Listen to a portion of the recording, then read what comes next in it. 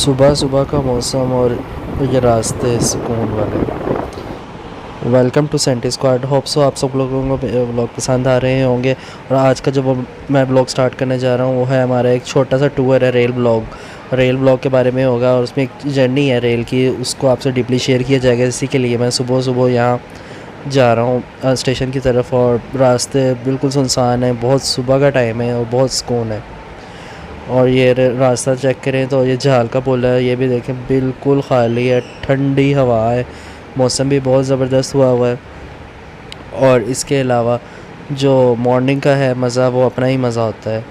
तो मुझे तो बहुत इन्जॉय कर रहा हूँ। आप लोग भी लाजमी जब भी ट्रैवल करें तो सुबह सुबह टाइम निकलें, जबकि ना सड़कों पर रश होता है और ना ही मौसम में कोई दिक्कत होती है, ना कोई ऐसा इशू होता है कि बंदे को गर्मी या फिर कुछ ऐसा कुछ। स्टेशन पर पहुँचे तो देखे मुसाफिर हैं, वो तो अपने राहों को जाने वाले वो पहुँचे हुए हैं और रश काफ़ी है। यहाँ पर मैंने भी अपनी टिकट ले ली है। ये हमारी टिकट लाहौर की, दो हम लोग पर्सन है, मेरा एक फ्रेंड है वो साथ जा रहा है। और जाते ही थैंक गॉड कि हमें टिकट मिल चुकी और जगह भी मिल गई आसानी से।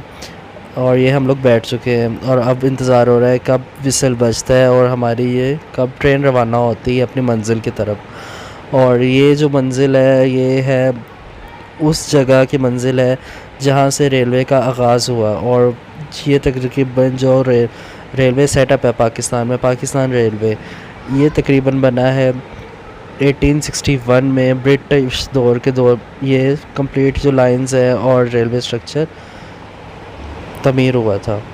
तो इसकी जो यादें हैं और इसकी जो वाइब्स हैं बहुत ही ओल्ड है। और ख़ुसूसन पाकिस्तान में देखा जाए तो पाकिस्तान में तो इसका कहते हैं कि सारा का सारे जो एसेट्स हैं वो वैसे ही पड़े हैं एज़ इट इज़। प्रिजर्व तो नहीं हम लोग कह सकते, लेकिन हम जो वो बना गए हैं वही कुछ बना पड़ा हुआ है। उससे अब फर्दर कमो बेश ही तरक्की या फिर कमो बेश ही चेंजिंग लाई गई है।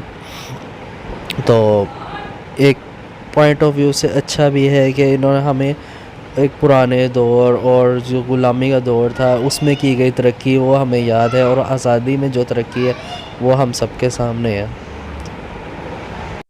अब ये ट्रेन गहमा गहमी और लोगों को छोड़ते हुए खाली स्टेशन के कुछ प्लेटफॉर्म्स हैं और वहाँ पे चंद एक लोग आप मंडलाते हुए देख सकते हैं। तो इनको, और ये यहाँ पर ये साथ हमारी फैसलाबाद स्टेशन की वॉशिंग लाइन है, उसको क्रॉस करते हुए जल्द ही इस स्टेशन को खैराबाद करते हुए हम लोगों ने अपनी राह पर निकल जाना है। और ये फैसलाबाद के स्टेशन के हदूद का इख्तिताम हुआ चाहता है। तो इतनी सी ज़िंदगी है स्टेशन की, और उसके बाद फिर एक नई ज़िंदगी और स्टेशंस पे स्टेशंस, और अपने हम लोग जो मंजिल है उस तक पहुंच जाते हैं।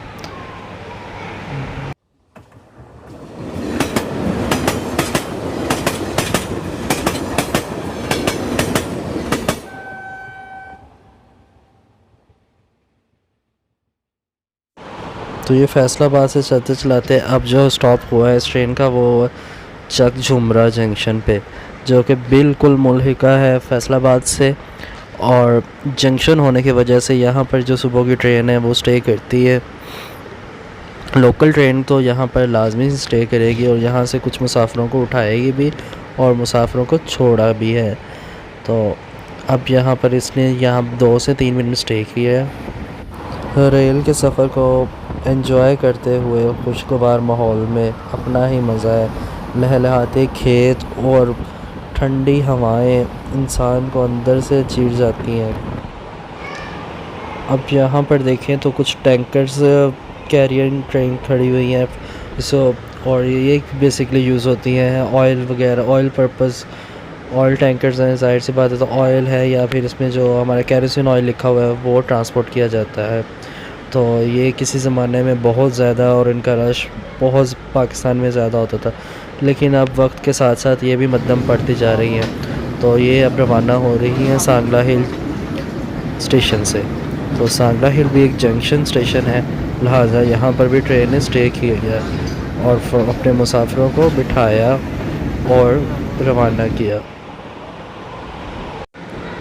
रेलगाड़ी अपनी मंजिल की तरफ रवां दवां होते हुए आकर रुकी है सफदराबाद स्टेशन पे, जो कि यहाँ पर देखें प्लेटफॉर्म तो हमसे काफ़ी दूर है, लेकिन बाएं जाने मुड़ के देखें तो बिल्कुल प्लेटफॉर्म के ऊपर ही खड़ी है। और सुबह के वक्त यहाँ सफदराबाद भी अब जो पहले कुछ गांव होते थे, कुछ कस्बे नुमा होते थे, अब वो बिल्कुल एक शहर का मंजर पेश कर रहे हैं।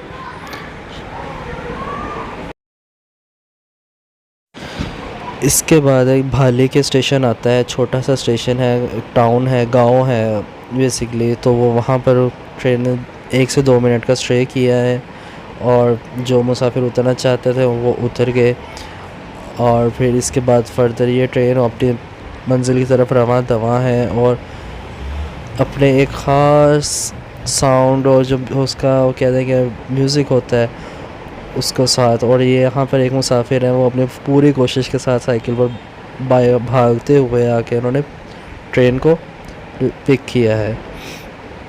तो ये लाइनें देखें तो ये रास्ते बहुत दूर तक जाते हैं, और जो अपनी मंजिलों को तलाश करते करते इन्हीं रास्तों पर चल देते हैं। और इसी तरह ये ट्रेन अब पहुंचने जा रही है फ़रुखाबाद स्टेशन पे, जो कि पंजाब कांस्टेबलरी का ट्रेनिंग पॉइंट है। और यहाँ पर पाकिस्तान में जो भी हमारे पाकिस्तान में पंजाब की पुलिस है और इसके अलावा एलीट फोर्स है, उनकी ट्रेनिंग होती है। तो ये भी अब बहुत ज़बरदस्त एरिया है। और उसके बाद फर्दर हम लोग पहुँच चुके हैं शेखुपुरा। शेखुपुरा की रवायत बहुत कदीम है, जैसे कि जितनी लाहौर की, क्योंकि शेखुपुरा ने हर महाज पर आज़ादी के ख़िलाफ़ जंगें देखी हैं, लड़ी हैं, और उसके लिए जद्दोजहद की है। और यहाँ पर जो रेलवे का निज़ाम है वो भी बहुत कदीम है, ब्रिटिश दौर में ही यहाँ पर सारा का सारा जाल बिछा हुआ है। तो इनमें से कुछ जो लाइन्स हैं वो अबंडेंट या बेकार पड़ी हुई हैं, और उन पे जस्ट क्या एज अ स्क्रैप के तौर पर यही लगी हुई हैं, लेकिन वो बेमकसद है, क्योंकि वो कौमें कभी तरक्की नहीं करती जो कि अपनी चीज़ों की हिफाजत नहीं कर पाती। तो कुछ हाल हमारे भी ऐसे ही हैं, लिहाजा हमें इस पर बहुत ज़्यादा सोचना चाहिए कि हम आखिर क्या हासिल कर रहे हैं और क्या कुछ खो चुके हैं। शेखुपुरा का रेलवे स्टेशन बहुत ही ग्रीनरी और फ्रेश है, क्योंकि यहाँ पर दरख्त और आप देख सकते हैं ग्रीनरी बेतहाशा है। और जो बने हुए ब्रिटिश दौर के तो हवादार हैं, तक खुले हैं, और यहाँ पर भी ट्रेन स्टे करेगी क्योंकि ये जंक्शन है और बहुत ओल्ड और मायने कौन हमारा स्टेशन है। और इसके बाद इस ट्रेन को अब क्रॉस करना है हमारी रावी, दरियाए रावी, जो कभी बहुत तेज़ बहता दरिया था, लेकिन अब ये सुनसान होकर रह चुका है। कुछ दोस्तों और कुछ दुश्मनों की वजह से हम बर्बाद हो गए हैं, और उसी में ये हाल हुआ है रावी का। तो ये जो रावी है ये तो अब बस सैलाब के दौर या कभी कुछ पानी ज़्यादा आ जाए तो पाकिस्तान की तरफ आ जाता है, और वरना ये गाय भैंसे और नालों की अमाजगा है। रावी को क्रॉस करते ही हमारी मंजिल और हमारा जो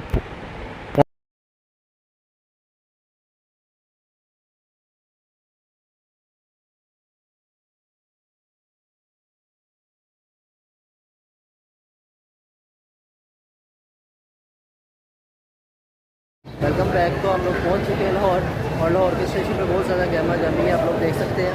और इसके बाद हम लोग कुछ नाश्ता वगैरह सर्च करते हैं, और जो कुछ भी हमारा होगा ब्लॉगर को हमसे। मंजिल पर पहुंचते ही पेड़ ने कहा कुछ हमारा भी सोच लिया जाए, तो खाने की तलाश में हम लोग पहुँचे हाफिज़ होटल, जो कि बिल्कुल स्टेशन पर वाक़या है। और वहाँ पर हम लोगों ने ये मंगवाया है इनका नाश्ता। नाश्ते में पराठा, अंडा और इनका हलवा पूड़ी का एक प्लेटर था सर, वो खाया।